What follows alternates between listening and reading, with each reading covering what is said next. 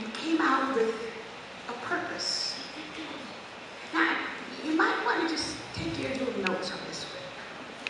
Because whereas we were talking about collective consciousness and group prayer, you see, when you're doing this work, you can't do a prayer for a group without it touching you as well.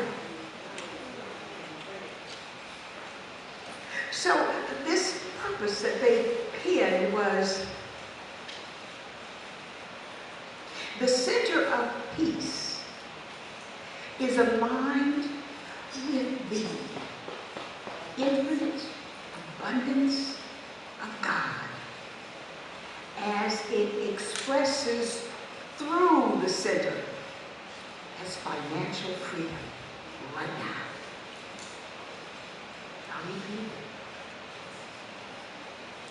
it. The center of peace aligns itself with the infinite abundance of God as it expresses through the center as financial freedom right now. I said, wow, that's powerful. That's a powerful statement. Because they were identifying that God is infinite forever, that God is abundant, that's one of the nature of God, and that it is always expressing through us, and then it identified as financial freedom. That's a personal mantra. That's a personal affirmation for yourselves. But we did it collectively.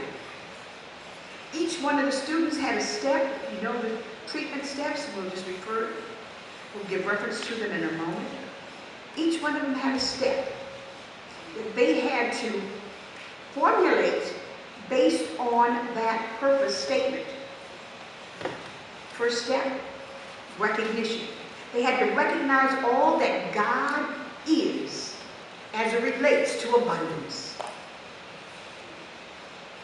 The person who had that step had to think of everything that they could think of that God is as it relates to abundance.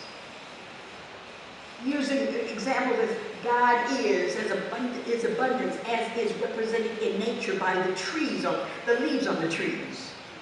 You're painting the picture. So you'll see the abundance of God. You know the abundance of God. And then the next step was unification. Because this is where you realize you and God are one. There's no separation. If God created you, placed itself in you, how can there be separation? And so the person who had unification had to bring that in. That the oneness and allness of God. There's no separation. That is experienced and expressed. And then there's the realization phase. And what we did with realization is that everyone chimed in on realization. And that realization is just that affirmation, knowing the truth that all of my needs are met. All of the center's financial needs are met. Nothing in the past, nothing in the future, but right now. And then had to give examples of how all of those requirements were met, are met.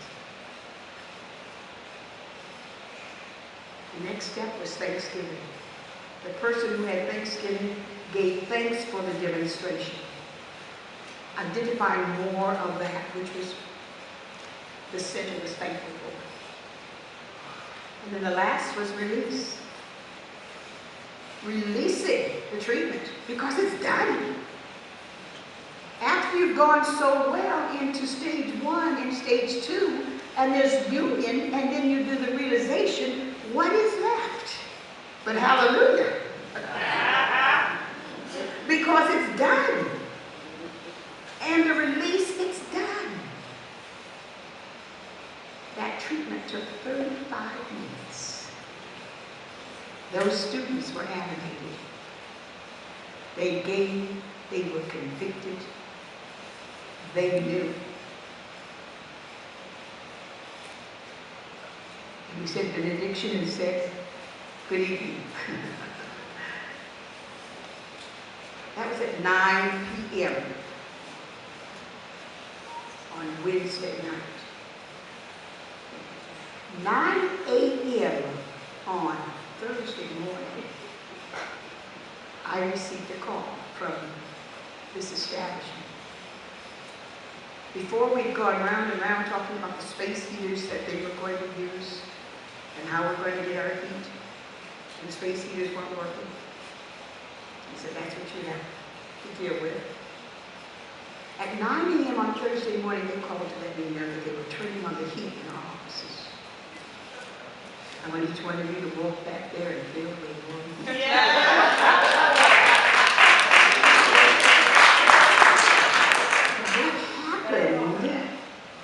is the mystery.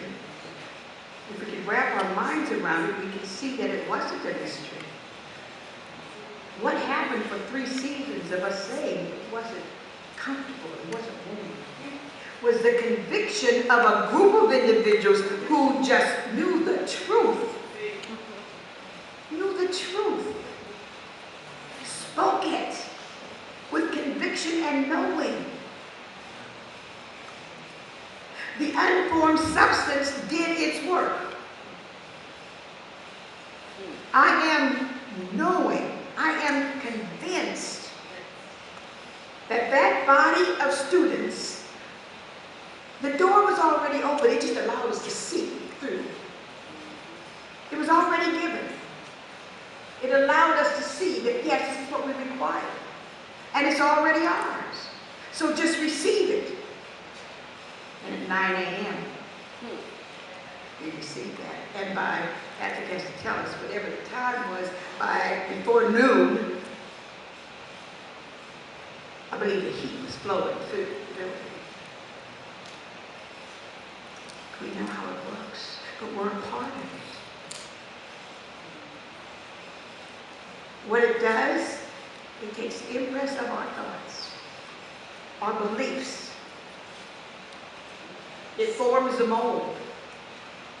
The law has action upon that which is in the mold and brings it into demonstration, in the manifestation. That's how it works in our lives. That's how we're out picturing that which we have now. It works individually, it works collectively. It's not, as Norma said, it doesn't mean just because there's more people God has favor. No. God already gave that gift of heat. We had to bring it in.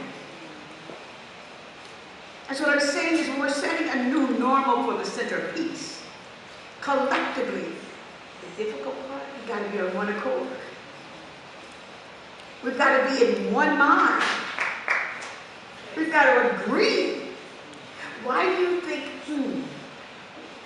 why do you think gangs are so successful?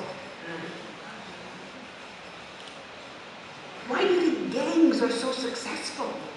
They have one object in mind and work collectively. The law doesn't discriminate. That's hard. We do know that we do know there's a reciprocal law. We know these other things that also happen. But when you see a gang consciousness, what it is working with the group collectively. Maybe to bring ill will.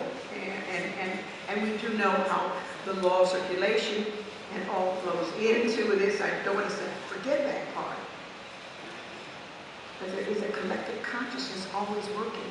What happens with many of us is that we can never get it to work on one idea. And that never can get it is up until now.